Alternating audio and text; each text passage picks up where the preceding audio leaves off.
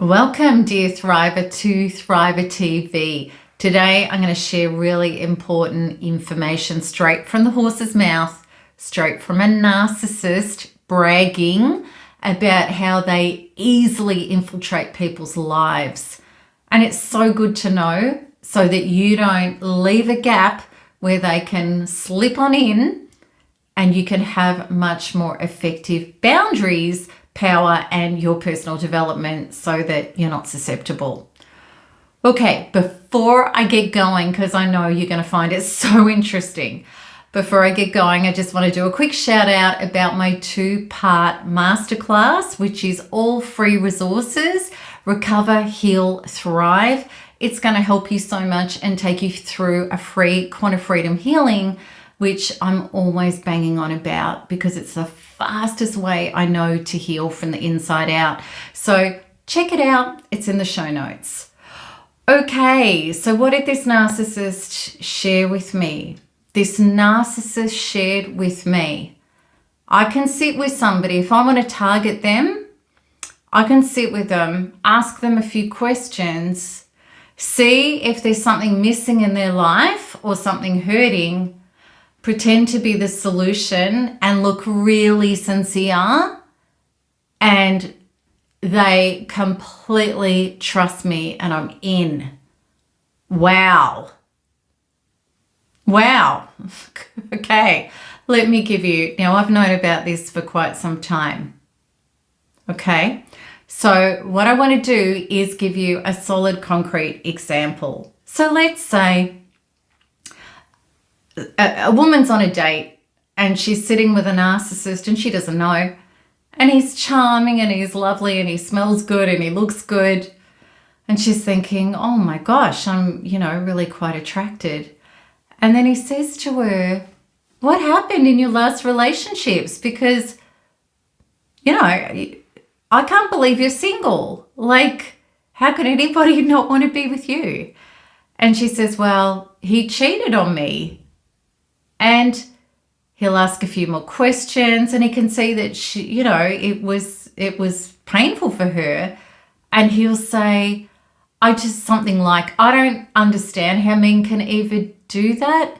If you were going to cheat on somebody, like, why do that? Wouldn't you want to work on the relationship and be honest that there's problems and try to sort it out? If you love somebody, isn't that what you do?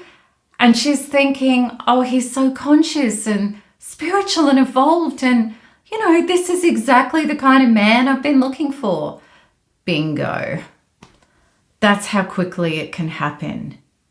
And now I'll give you another example. Let's say there's a business meeting and this woman who's a narcissist is at the business meeting and she's asking for what they're looking for, and the boss says to her, well, I really need somebody who can do the networking and the creating contacts and contracts, and I'm not really a people person, and I just want somebody who can really look after that and do it and make it work.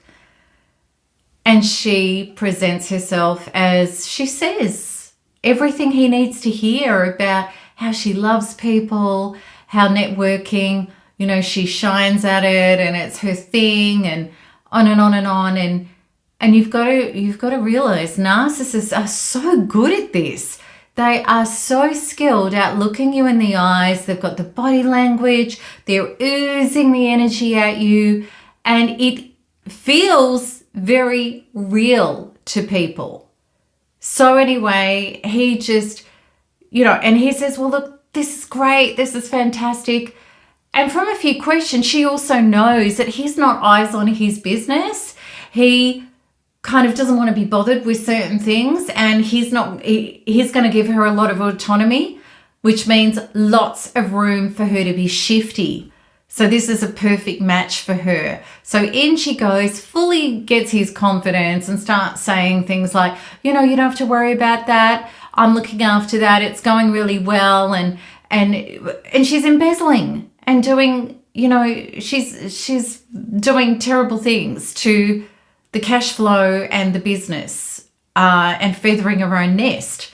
So this is what narcissists do. Now, we may think, well, everybody has these conversations and we want to be honest about what happened, and we want to be, we want to connect with people so anybody can get taken in by a narcissist. It's actually not the truth at all. Let me help you understand what your development and your growth is so that you're not susceptible to a narcissist. So let's do another scene. And we've got the same guy on a date with another woman. And he thinks, well, supply here would be good. And he's charming. And she's sitting there and she's thinking, well, you smell and you look good. And you're charming. But I have no idea whether you'd be the right fit for me yet. Like, I don't know anything about your characters and values and what you stand for or anything. That takes time. So, let's have the conversations and we'll just see what happens. So anyway, he asks her about her previous relationship with the same compliment. And she's like, that's a bit cheesy. That's how it's feeling to her, because she's firmly in her body, trusting herself. And she says her thriver answer, which is, well, I was cheated on, and at the time it was very painful. But what's been awesome is I've really been developing and healing and growing myself, and as a result of that, I've actually become so much more true to me, and I'm loving this journey, and I'm loving dating, and I really, I really know what I'm looking for, and prepared to take my time, and I'm loving my life right now, and it's going to be wonderful to share it with the right person one day, because she's done the inner work, she's healed herself up, and that's the truth. So he sits there and his head starts spinning because, and I've seen this happen in person when I was dating. It's hugely entertaining. And his head's spinning because he's thinking, how do I be the solution to her problem? Which is the takeover playbook. Problem, identify, agitate it a bit, have compassion, and then come in as a solution. And he can't. So he might say something like, well, I also do personal development. And she's like, well, why? Okay, well, what have you done? And he reels off some stuff and she asks questions, and he's completely a fraud and he can't answer the questions without looking like a dick. So he will say, look, oh God, I've got an appointment, I've got to go. Like, that'll be the end of the meeting, the potential date, because he knows he can't get in. And then let's say the business meeting. So the business meeting, she goes to another business meeting, this narcissistic woman, and she finds out what they're after. And she pretends to be the deal. And he says, can I, look, I've got lots of applicants, and I just really need your credentials and your references. And, he's doing his due diligence. His eyes are on. He runs his business, and he's very, very present with his boundaries. She won't want the job because she knows that scrutiny is going to pull her undone. There will be stuff there. If he's checking out references properly, she'll get busted for being a fraud. So this is what I want you to know, and this is the massive difference. So I hope that this is making sense.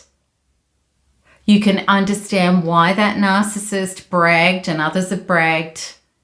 And you understand, I hope, that by developing ourselves and having boundaries and sensibility and doing the inner healing, which is all the Thriver work I teach, that you're never going to be taken down again. because you're no longer needy, you're no longer empty. You're astute, you're taking your time, and you're being a really sensible adult in your body. It changes everything. And that's what the Thriver Healing Work does. If you want that, if you want to become that person, check out NARP. The link is in the show notes. It is my signature healing program. Step by step, gets you there in the most powerful, direct ways that you're yet to imagine. And I'd love to help you achieve this. So lots of love. And until the next one, keep smiling, keep healing, and keep thriving. And let's keep those nasty narcs out, because there's nothing else to do. Lots of love. Bye-bye.